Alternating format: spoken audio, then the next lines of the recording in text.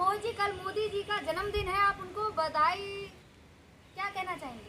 देखिए, सबसे पहले नरेंद्र मोदी जी के जन्मदिन पर नरेंद्र मोदी जी को अपने जन्मदिन नहीं मनाना चाहिए। देश के अंदर एक दिन का राष्ट्रीय शोक भी घोषित होना चाहिए। साथ साथ दो बड़ी घटना इस देश के अंदर घटित हो चुकी हैं। सबसे बड़ी बात, एक हिंदू बेटी के साथ में सबसे बड़ा मुद्दा कि उत्तर प्रदेश के अंदर एक बेटी के साथ में बलात्कार होता है, तो दूसरी ओर एक बेटी को जला दिया जाता है। तो नरेंद्र मोदी जी किस मुंह से अपना जन्मदिन बनाएंगे, इस बात को आप मुझे बताइए। दूसरी बात, आज इस देश के अंदर सबसे बड़ा और सबसे बुरा दिन है, ये कह सकते हैं देश के इतिहास का। देश के अंदर, उत्तर प्रदेश के अंदर बाबा जी, बुलडोजर से काम नहीं चलेगा।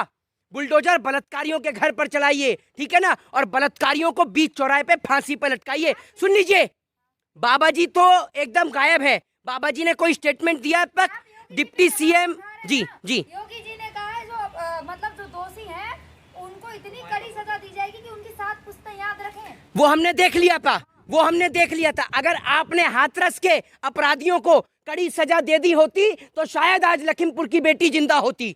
लखीमपुर की बेटी के साथ वो घटना नहीं हुई होती। अगर आपने अपनी पार्टी के एमएलए कुलदीप सिंह सेंगर को फांसी के फंदे पर झुला दिया होता तो आज लखीमपुर की बेटी जिंदा होती। अगर आपने राम रहीम, आसाराम जैसों को जेल की रोटी ना खिलाकर उनको फांसी के फंदे पर लटकाया होता तो आज लखीमपुर और हाथरस दोनों की बेटियां जिंदा होती। किसी बाप की बेटी नहीं जाती और किसी माँ की कोख नहीं उजड़ती, है बात मैं आपको बता दूं। और आज मुझे शर्म आती है कि आप एक महिला होते हुए आप सरकार का साथ दे रही हैं। आपको सोचना चाहिए कि वो बेटी, सवाल उठा रहे तो योगी जी ने तो स्टेटमेंट दिया है ना। मैं आपको एक बात बोलता हूं, आप हर चीज को स्टेटमेंट से तुलना कर देते हैं। कहीं किसी की जान चली जाए तो वहां पर सरकार मुआवजा दे देती है। अरे मुआवजे से किसी माँ की बेटी वापस नहीं आती है, मुआवजे से किसी बाप का बेटा वापस नहीं आता है। जो चला गया वो चला गया। आप ये बताइए, मुआवजा नहीं चाहिए? उन जो लोगों ने, जिन्होंने जिस तरीके से बेटी के साथ दुष्कर्म किया है, उनको फांसी की सजा होनी चाहिए, मुआवजा नहीं चाहिए। और अगर आपको मुआवजा चाहिए तो मैं, मोहित शर्मा, मैं आपसे एक बात खुलेआम कहता हूं कि सरकार अगर फांसी लगाती है तो हम उन परिवार को अपनी तरफ से, मोहित शर्मा, 1 लाख रुपए देंगे। ये बात मैं बोलता हूं, मैं स्टूडेंट हूं, अपने परिवार की तरफ से मैं उस परिवार को जाके 1 लाख रुपए दूंगा। और अगर सरकार कहेगी तो सरकार के राहत कोष में दूंगा, 1 लाख रुपए दूंगा जाके, अगर सरकार उन अपराधियों को फांसी की सजा देती है तो। लेकिन अमित शाह जी ने एक यूपी चुनाव जब थे तो अमित शाह जी ने कहा था रात के 12 बजे भी बेटी बाहर निकले तो सुरक्षित है। अरे यहाँ तो दिन दहाड़े बेटी सुरक्षित नहीं है, तो रात को 12 बजे कौन अपनी बेटी को सड़क पे निकालेगा? एक बात मुझे बताइए, बाबा जी, सिर्फ बुलडोजर से काम नहीं चलता। बेटियों के साथ बलात्कार की घटनाएं दिन प्रतिदिन बढ़ती जा रही है। आपका उत्तर प्रदेश एक असुरक्षित प्रदेश बन गया है, उसको उत्तम प्रदेश बनाइए। और आप बात करते हैं बिहार के जंगल राज की। चलिए, बिहार में तो एक बार को गोली चल रही है, आपके यहाँ तो बेटियों की इज्जत और आबरू लुट रही है। लेकिन देश की मीडिया बिहार का जंगल राज दिखाती है, उत्तर प्रदेश का जंगल राज नहीं दिखाती, जहां बेटियों के साथ बलात्कार की घटनाएं बढ़ रही हैं। लेकिन आज सवाल उन तमाम बड़े बड़े दलों से, बजरंग दल, विश्व हिंदू परिषद, आरएसएस, आज सड़क पे क्यों नहीं उतरता और लखीमपुर जाके उस बेटी के इंसाफ की मांग क्यों नहीं करता? मीडिया लखीमपुर का केस दिखा रही है कि जिन लोगों, जो आरोपी हैं वो मुस्लिम समुदाय से हैं। एक बात आप मुझे बताइए, बलात्कार करने वाले चाहे हिंदू हो चाहे मुसलमान हो, बिल्किस बानो के साथ जो बलात्कार किया वो कौन थे? ये बताइए ना। आप बलात्कारियों में जाति और धर्म तराशती हैं, आपको शर्म नहीं आती? उनमें एक अपराधी है जिसका नाम छोटू है, वो कौन है? मुसलमान है वो।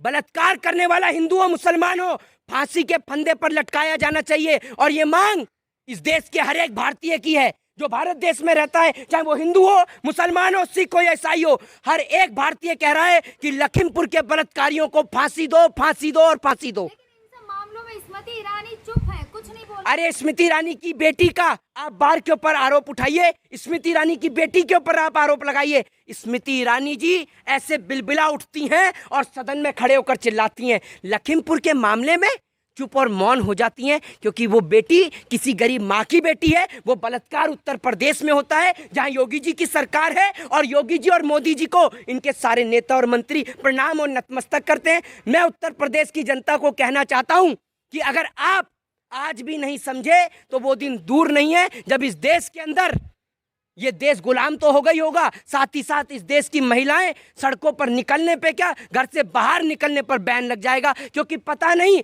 कब कौन हैवानियत का शिकार महिलाओं के साथ कर दे। बीजेपी की है इंदु गोस्वामी, उन्होंने अगर बिल्किस बानो के सवाल पूछो तो उन्होंने कहा इन छोटे मुद्दों पे बात ना करके हमने जो बड़े काम किए हैं उनकी बात। मैं आपको बोल तो रहा हूं, इनके लिए बलात्कार का मुद्दा एक बहुत छोटा है, क्योंकि बलात्कार जो हो रहा है वो इस देश के अंदर गरीब माओं की बेटियों के साथ हो रहा है। बलात्कार जो है, ये बलात्कार में हिंदू और मुसलमान तराश रहे हैं। ये कभी बेटियों को इंसाफ की लड़ाई नहीं लड़ते।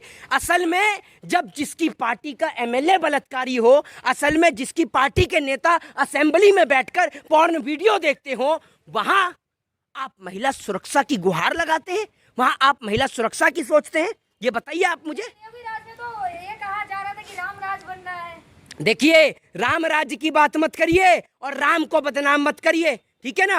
राम के सुन लीजिए, राम, मैं क्या बोल रहा हूं आपसे, राम को पढ़ के देख लीजिए, उसके बाद आपको समझ में आ जाएगा। राम ने तो पत्नी के खातिर, माता सीता के खातिर लंका तक की यात्रा क्या करी। हमारे यहाँ बेटी को देवी और लक्ष्मी समझकर पूजा जाता है, हमारे यहाँ तो बेटी के लिए लंका दहन कर दी जाती है, और आप बात कर रही हैं राम राज्य की।